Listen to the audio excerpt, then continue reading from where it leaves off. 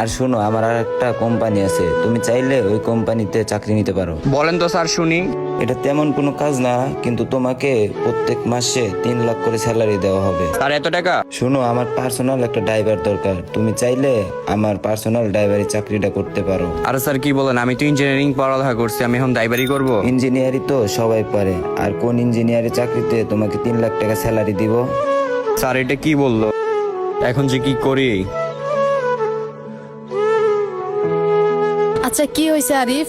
আমার যে কোম্পানিতে ইন্টারভিউ দেওয়ার কথা ছিল না, ওই কোম্পানির ওনার আমাকে কল দিছিল। আচ্ছা কি বললো ওনারা? আমাকে যে জবটা দেওয়ার কথা না, ওই জবটা অন্য কাউকে দিয়ে দিছে। আচ্ছা এই চাকরিটা যদি তোমার না হয় তাহলে কিভাবে ইনকাম করবা তুমি? তুমি যেভাবে হোক এই চাকরিটা নেওয়ার চেষ্টা করো।